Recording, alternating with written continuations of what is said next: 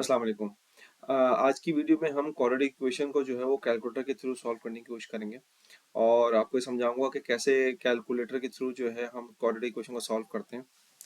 देखिए scientific calculator आपके सामने जो है मौजूद है और आपके पास साइंटिफिक कैलकुलेटर होता भी है, बट बेसिकली होता ही है कि हमें इसका यूजेज नहीं आता, तो हम नॉर्मली जनरल जो एडिशन सब्ट्रैक्शन और बेसिक अर्थमेटिक ऑपरेशन है वो कर रहे होते हैं।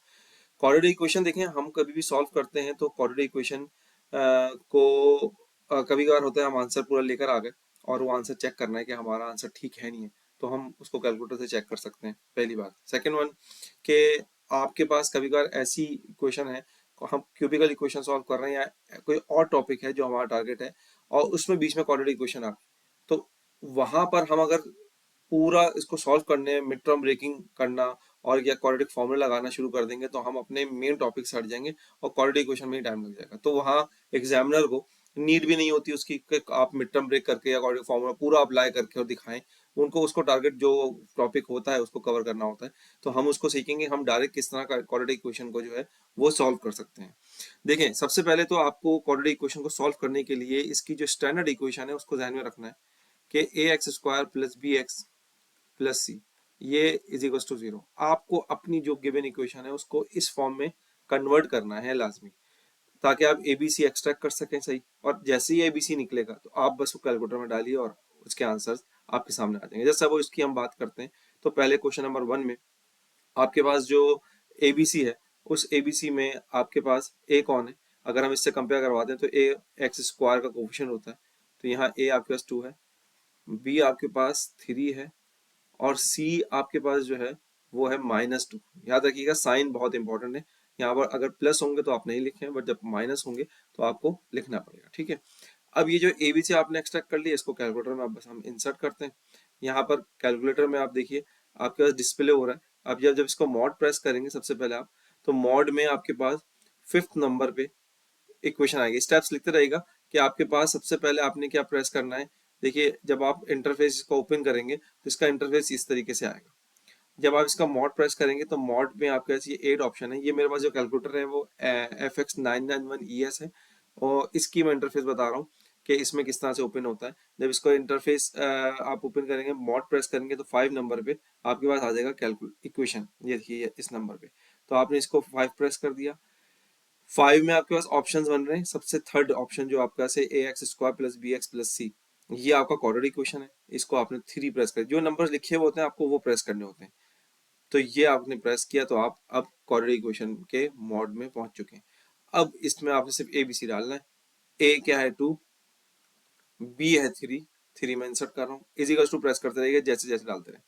और 4 की आपने सी की जगह -2 प्रेस किया और इजिकल्स टू दबा दिया। अब इसने अपने मेमोरी में इसको फीड कर लिया है। अब जो आप इजिकल्स टू दबाएंगे उसके बाद वो आंसर दे देगा।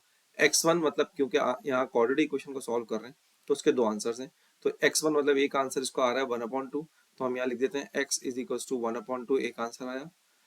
और इसका जो सेकंड आंसर आ रहा है वो आ रहा है -2, आ गया -2। देखें ये तो अपनी वेरिफिकेशन के लिए आपने इसको वेरीफाई कर लिया, अपने आंसर ठीक आ रहा है। कभी कभार होता है कि आपकी रिक्वायरमेंट आपकी ये रूट्स नहीं है, जो आपके आंसर आ रहे होते हैं हम जिनको हम कहते हैं रूट्स, ये रूट्स नहीं है। रूट्स या सॉल्यूशन या हमारा टारगेट नहीं है, हमारा टारगेट फैक्टराइजेशन है। जैसे हमने इसको फैक्टराइज करना है तो फैक्टराइज करने का तरीकेकार ये होता है कि हम अगर हमारा टारगेट कोई रूट निकालना नहीं है, कैलकुलेटर से हमने रूट निकाल लिया, इससे हम फैक्टर बना लेंगे। देखिए फैक्टर कैसे बनाएंगे कि ये आपके पास जो वैल्यू आ रही है x इज इक्वल टू 1/2, इसको फर्दर हम अगर सॉल्व करते हैं तो इसको क्रॉस करेंगे। अभी मैं आपको स्टेप बाय स्टेप समझा रहा हूँ ताकि आपको समझ आ जाए। जब आपको आ जाएगा तो आप डायरेक्ट कर लीजिएगा, वो भी मैं आपको बताता हूँ। इसको क्रॉस करें तो क्या हो जाएगा 2x इज इक्वल टू 1, और फर्दर आप इसको सॉल्व करेंगे तो आपके पास क्या आ जाएगा 2x -1। ये आपका एक फैक्टर बन गया। इसी तरह अगर हम दूसरे फैक्टर की बात करते हैं तो x इज इक्वल टू क्या है -2, जब आप इसको लेफ्ट साइड पे थ्रो करेंगे तो क्या हो जाएगा +2। देखिए फैक्टर और रूट में जो है ना, जरा नीचे आते हैं पहले उस बात को समझ लेते हैं। फैक्टर और रूट में सिर्फ एक स्टेप का फर्क है, दोनों एक ही कॉन्सेप्ट है। रूट का मतलब है एग्जैक्ट आंसर, जैसे सपोज ये, और फैक्टर का मतलब है इसका एक स्टेप बैक फैक्टर की फॉर्म में। फैक्टर को कंपेयर करवा के हम रूट निकालते हैं, इज इक्वल टू 0 से कंपेयर करवाते हैं। जैसे इसको हम कंपेयर करवाएंगे तो इससे आपका रूट निकल जाएगा, आपका सॉल्यूशन निकल जाएगा, ठीक है। अब आपको क्या करना है डायरेक्ट, अब मैं आपको एक दफा इसको बताता हूँ डायरेक्ट हम कैसे करते हैं। जैसे कैलकुलेटर में आपके पास आंसर आता है 1/2। अगर कोई चीज डिवाइड में है तो वो मल्टीप्लाई में लिख दें, और अगर प्लस में है तो माइनस लिख दें, ये आपका फैक्टर बन जाएगा। एक और समझते हैं। आपका कैलकुलेटर ने आंसर दिया -7/3, तो आप इसके आंसर कैसे लिखेंगे? 3 डिवाइड में है तो वो मल्टीप्लाई में लिख दें, और 7 माइनस में लिखा हुआ है तो प्लस लिख दें, ये आपका फैक्टर बन जाएगा। एक और कर लेते हैं। आपके आंसर दिया कैलकुलेटर ने -3, तो आपका रूट जो बनेगा, फैक्टर जो बनेगा, वो बनेगा x+3। x is equal to 5/7, ये आपका कैलकुलेटर ने आंसर दिया, तो आपका जो फैक्टर बनेगा 7x-5। अब पता ही चला कि आपको अगर फैक्टराइजेशन भी करनी पड़ रही है, सिर्फ फैक्टर बना के आपको शो करना है, तो आप डायरेक्ट रूट निकालिए और इसको इस तरह फैक्टर डायरेक्ट डायरेक्ट बना के आप डायरेक्ट लिख सकते हैं। जैसे हम एक क्वेश्चन और प्रैक्टिस करते हैं। जैसे यहाँ आप ABC देख रहे हैं, ये आपके पास डायरेक्ट निकला हुआ है, तो आप चाहें तो हम डायरेक्ट यहाँ पे इंसर्ट करते हैं आपकी साथ साथ। यहाँ आपका ऑलरेडी हमने क्वाड्रेटिक मॉड जो है ओपन किया हुआ है। ए यहाँ पर आपके पास कौन है? 4 प्रेस किया, -12 प्रेस किया, -12 और 9 प्रेस किया। ठीक है, ये आपके पास सॉल्यूशन करा तो आंसर आ रहा है x is equal to 3/2। x is equal to 3/2, और दूसरा जो इसका आंसर आएगा वो आ रहा है, बस एक ही आंसर आ रहा है। सर एक आंसर कैसे है? एक कॉन्सेप्ट पढ़ते हैं क्वाड्रेटिक में आप, वो इक्वल रूट्स का, तो इसका आंसर दोनों यही आ रहे हैं, एक ही जैसे आंसर आ रहे हैं, तो इसका एक ही आंसर आ रहा है, जो कि क्वाड्रेटिक का वो डिटेल कॉन्सेप्ट हम क्वाड्रेटिक क्वेश्चन की फॉर्म उसमें पढ़ चुके हैं वीडियो में, उसको देख लीजिएगा। तो यहाँ पर हम बेसिकली देख रहे हैं कि एक ही आंसर आ रहा है, यहाँ पर x1 वगैरह नहीं दे रहा है, वो x दे रहा है। x का मतलब है एक ही आंसर है इस जगह पे। इसको फैक्टर की फॉर्म में हम देखते हैं, तो फैक्टर की फॉर्म में कैसे लिखेंगे? मैंने आपको बताया डिवाइड में है तो मल्टीप्लाई में लिखते हैं, और जो प्लस में माइनस में लिख दें, और इस पे लगा देंगे स्क्वायर। स्क्वायर क्यों लगा रहे हैं? क्योंकि एक ही आंसर है, तो आपका ये स्क्वायर जब ओपन करेंगे दोबारा से, तो आपका आंसर जो है वो एक ही जनरेट करके देगा। Taking root on both side, मैं अब इसको ओपन करके दिखाता हूँ, ये आंसर आपका आ चुका है। हमारा टारगेट आज का ये है, बस ये इससे कॉन्सेप्ट निकला है तो मैं आपको समझा रहा हूँ। एक्स, ये taking root on both side करेंगे तो ये खत्म हो जाएगा। ये taking root on both side कर लिया मैंने, समझ लीजिए इस तरीके से।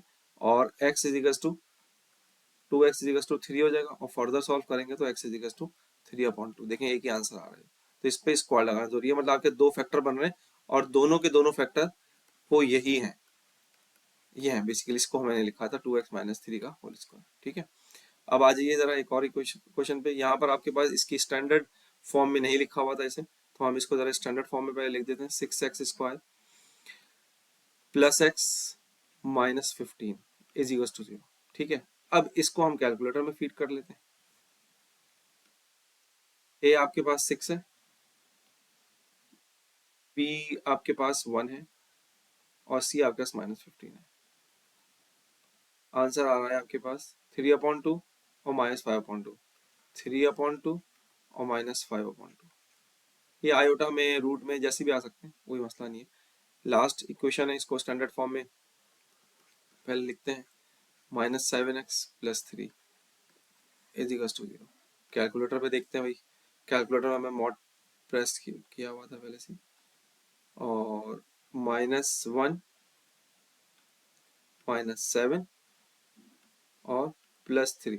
आप +3 लिखना चाहते हैं लिख दें, नहीं लिखना चाहते हैं तो ये आपका, देखिए आंसर थोड़ा सा अजीब सा आया है। इसका मतलब है ये मिड टर्म ब्रेकिंग से नहीं हो रहा था, ये क्वाड्रेटिक फॉर्मूले से होगा। तो ये क्वाड्रेटिक फॉर्मूले का आंसर आ रहा है -7 + √61/2, और यही आएगा। एक और दफा प्रेस करेंगे तो -7 - √61/2। अब जैसे कैलकुलेटर में आपके पास ये आ रहा है और आपको पॉइंट में चाहिए, तो याद रखिएगा कि जब भी कोई फ्रैक्शन को आपको पॉइंट में जनरेट करना है तो वो SD प्रेस कर देंगे, SD। तो ये आपके पास आ रहा है 0.405, और सेकंड जो हम इक्वेशन निकाल रहे हैं, सेकंड आंसर जो निकाला है, इसको भी हमें पॉइंट में डालना है, तो SD प्रेस करेंगे -7.4। ठीक है, तो बस ये आप प्रैक्टिस कीजिएगा इसकी। उम्मीद है कि आपको ये समझ आई है। अगर आपको मेरी वीडियो सीखने को मिलता है तो प्लीज़ मेरी ये वीडियो को लाइक करें, और चैनल को सब्सक्राइब करें ज़रूर, क्योंकि मैं जब आपके आगे वीडियोस डालता रहूँगा तो आपको मैथ्स के कॉन्सेप्ट इस तरह मिलते रहेंगे, और आप अपने इस तरीके से मैथ्स के कॉन्सेप्ट को बिल्ड कर सकते हैं। Thank you very much.